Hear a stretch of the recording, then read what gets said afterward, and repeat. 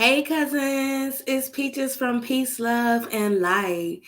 As promised, I am coming to you live today because I am going to be discussing my personal experience taking hormone therapy and trying to get pregnant. So, before we get started, I want to let you know that this is not medical advice. If you need medical advice, I recommend that you talk to your physician. The information that I'll be discussing today is for entertainment and educational purposes only. So, now that I've got that out the way, I am, in case you're not familiar with me, I am the health and wellness coach that's dedicated to showing others the way to live a healthier and happier lives. And my social enterprise started off in just the community of Slavic Village, and I have expanded my reach by providing classes and services on my website and also on YouTube. And I was really excited when I got on the scale 2 days ago because I finally got to my pre-surgery weight. Now, there's still some mixed feelings about it because even though I'm at my pre-surgery weight, my body does not look like it did before I had surgery. However, that's fine. You know what I mean? I still love my body. But I wanted to go live to talk about my experience because I just hope that maybe it will be an inspiration to somebody else. I'm a very private person. And so one of the things that I've been working on since I started my business is just being more open and transparent. I'm very good at internalizing things. And so kind of like having conversations within. And I knew that once I finished getting my bachelor's and I started getting out into the field, I was going to have to kind of become a social butterfly, because how can I have clients and work with people in the community and also be an introvert? The two don't go together. So one of the things like I said, I'm ready to do now is just really discuss my journey. And it actually began 3 years ago, a little over 3 years ago, when I finally was able to get a diagnosis of what was causing me to have some of my infertility issues. And that in itself was just a long journey for me, but I definitely had a lot of satisfaction just figuring out what was wrong. And so one of the things that I was diagnosed with was having a low thyroid.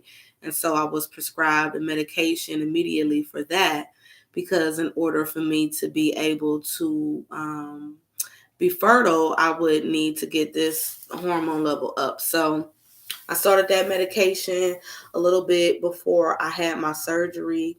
And then after I had my surgery, where I had some adhesions and different things removed, I'm live right now. So whatever you're saying needs to wait because I'm working. So after having my surgery, I started clomid.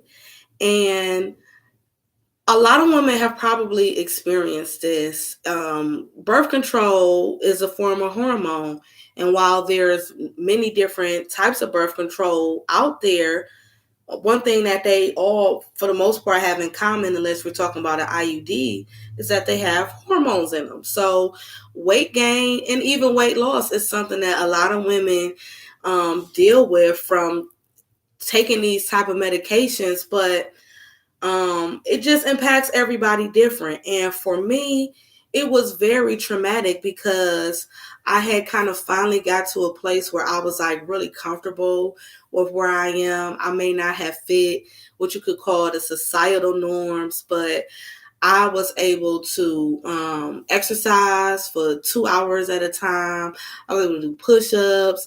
The things that I want to be able to do with in my body, I was able to do. So I'll just put it like that. And when I started taking the medication, I didn't just gain weight, I gained water weight. And I didn't just gain water weight. I gained water weight in specific areas of my body, like my stomach and my ankles. And I gained this weight so quick.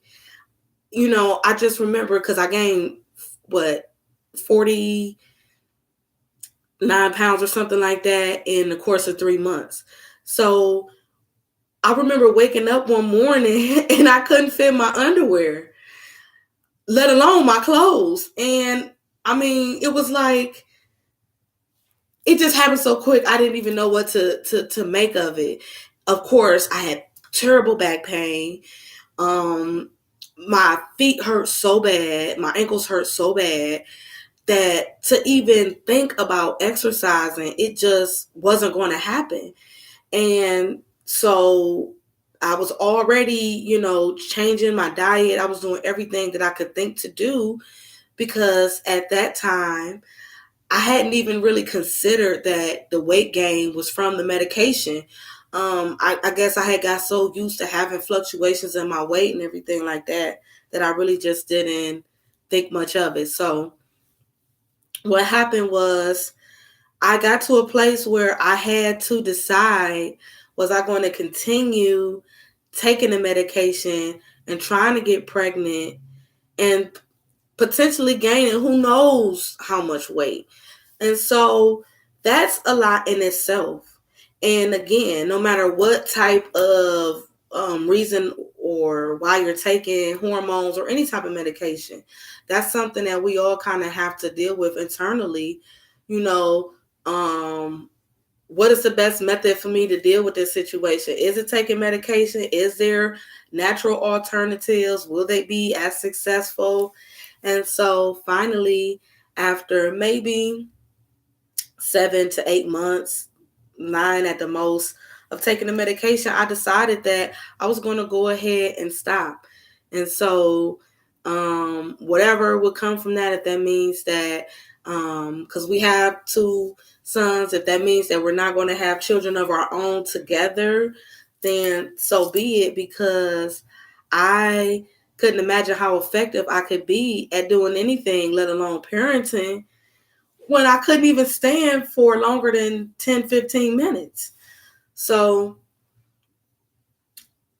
all of a sudden, for like the first time in my life, I had to figure out how to lose weight without exercise because I just could not physically tolerate it.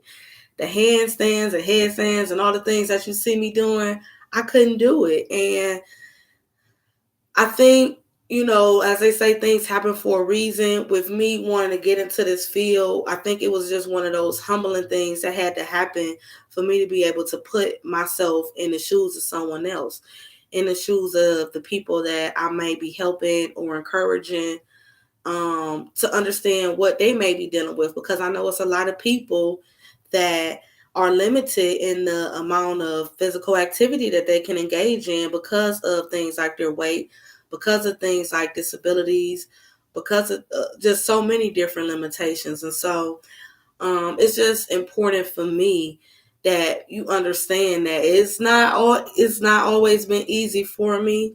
Sometimes people in my field, we may make things appear to be easy, and that's because we want to show you the positive. We don't want to focus on the negative. We're not going to show us falling down. We're going to show us executing that pose, but that's really to encourage, not to discourage. And so that's why I'm just being transparent and talking about it. Typically when I'm struggling with my weight and I put my mind to losing weight, I exercise, I change my diet, and I get the weight off. And for me, this time around, it just wasn't the case. It's been 3 years. 3 years. And, even though COVID happened, I can't really use that as, I don't want to say an excuse, but I work out at home anyway for the most part. So that wasn't a limitation for me. It just was like I became a prisoner in my own body. But one thing that I do have is a strong determination. And so I started just focusing on holding one pose instead of doing the sequence, or instead of doing the physical postures of yoga for like an hour at a time. I really just try to take everything back to the minimal. I would just ride a bike because that was something I could do stationary. And even going outside and riding a bike, because the terrain is not completely flat and it has some elevations and everything. I'm telling you, it was a struggle. It really was a struggle. But through my determination, I was able to get to where I'm at today. And so that's really the main thing, is that I want to be an inspiration, not just from my words, but through my actions. It's so easy to tell people what they should be doing, but if you aren't taking the same steps that you were expecting someone else to take, you know what I mean? It makes a person wonder. And so that's why I decided to share my journey instead of kind of hiding it or shying away from it, or not letting people into my world and letting them see, like, yeah, my tummy might hang over my pants a little bit, but it doesn't stop me from being active. It's only a limitation if I allow it to be, and I choose for it not to be. So I was going to do a candid conversation about this, but I try to keep those really short. And if you don't know, Candid Conversation is a mini series that I have on TikTok. Every now and then I'll share the episodes elsewhere, but it's really primarily on TikTok. And so I try to keep those around 3 minutes. I didn't want to talk to you to death, but I just wanted to kind of just go a little bit more in depth about what has been going on and what I've been showing you. I'm going to continue to share my journey with you. I don't have a weight in mind that I'm trying to get to. For me, it's really about a feeling. If you feel good in your body, you're healthy. Weight is just one of a ton of different measures of health.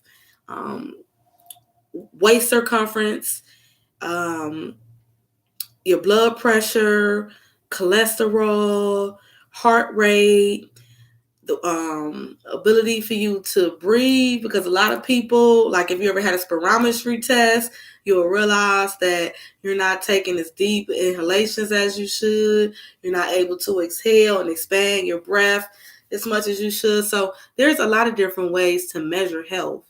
But for me, the greatest measure is my individual scale. So, in closing, if you would like some assistance in discovering your version of health or creating your visions of wellness, make sure that you visit my website. You can purchase the Creating Visions of Wellness journal that is on sale for $3 until the end of this month. Or you can leave your information in the contact section for a consultation. Thank you for watching this video. Be the peace, be the love, be the light, be the change that you like to see. And if nobody told you that they love you today, I love you. Peace, love, and light.